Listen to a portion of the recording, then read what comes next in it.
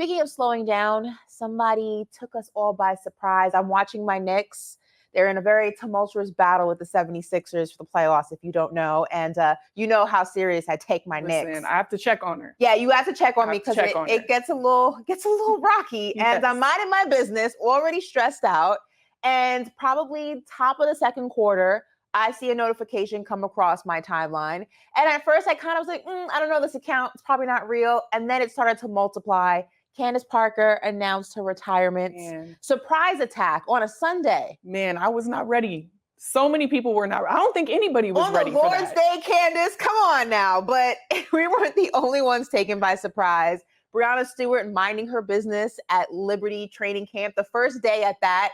And she gets the news, and she's basically just like the rest of us. Listen to this. Yes, she was. Not to break some news to you just now, Candace Parker just announced she's retiring from the WNBA. What? Yeah. What? Wait now? Just she's not playing 3 minutes ago, just posted about it. What? So. Wow. Like effective immediately? Wow. The effective immediately was hilarious to me. Man. Like, wait, you mean like right now? Like, right? And that what? We don't have time to like kind of warm up to this. That was really funny. Yeah. I mean, let's run through some of her accolades real quick because there's a lot. We don't have time for all of them, so I'm going to run through just some of them. The first and only WNBA player to win Rookie of the Year and MVP in the same season. One of 3 players in basketball history, not WNBA history, basketball history, to win Rookie of the Year and MVP in the same season. Her 34 points are still the most points ever scored by a WNBA player in their rookie debut.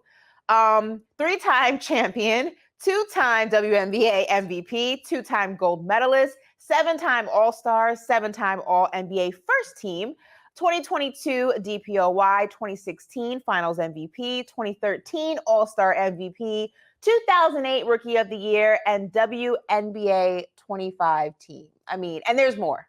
I mean, legendary. Right. Absolute legend. Absolute legend. I know for me, I'm in shock because obviously we want her on the court. I want to see Candace out there. But one thing she's always said, and she said this when she announced it, is that she never wants to cheat the game. Mm-hmm. And with all of her injuries, you just read off so many things, and she accomplished that with literally 10 surgeries within her career, which is crazy. Yeah. So for her to go out like this, even though we were all in shock, but she's doing it, she said her mind caught up with her heart and her body. She knows that it's time.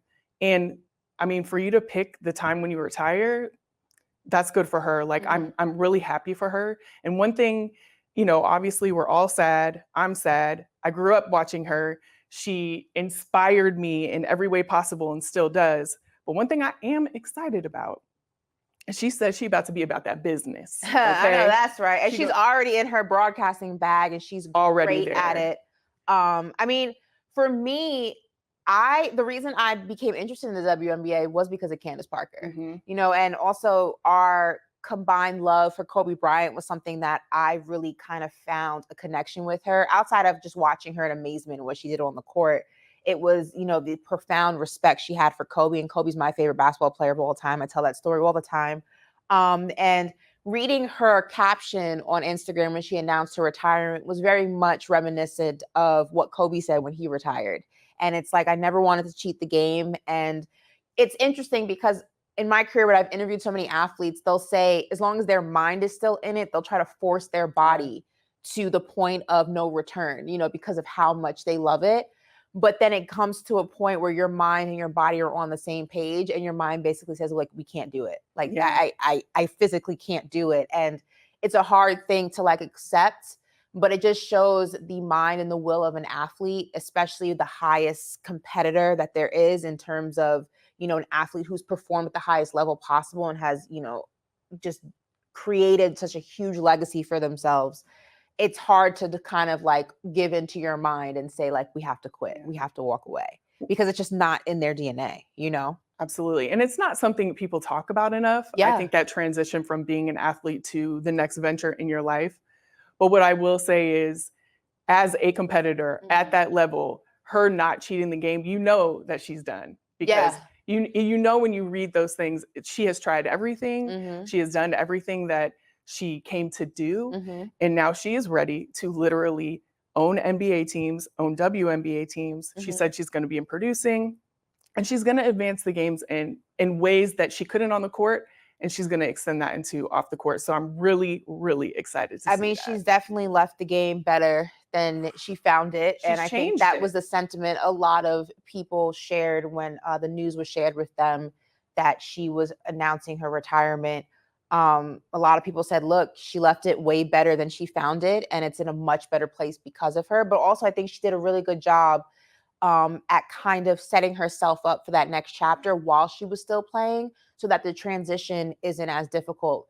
I can't tell you how many athletes I've interviewed over my career, and they say all the time, when you don't you're not proactive in thinking about what's next after this is over, waking up that next day and having nothing to do because you're not going to practice, you're not going to the gym, you're not going to watch film. Like, it's literally your first day of like, okay, now what, is just the hardest thing to like go through, because you're trying to figure out basically who you are from zero, because who you are has been so wrapped up in this particular sport that now you're trying to figure out who you are all over again. And she did a really good job at making that transition just a little bit easier. Obviously, it's going to be different, like not going to training camp, not having a game, not speaking to the media after the game, but still having your foot in that world because you kind of prepared for it has to make it just a little bit easier. Yeah, not only did she set herself up rather that way, she also, has her beautiful family that she can spend time with. That is just as important to her as this business part is. But now she's going to have more time to spend with them, even though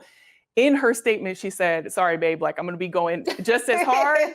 So she definitely is going to be doing that. But that work-life balance is going to be a beautiful thing to see. So, thank you. Thank you, Candace. Now, I didn't get the you didn't get the heart. I didn't get the effect. I don't think it works. Listen, and I'm not even going to try because y'all saw what I did.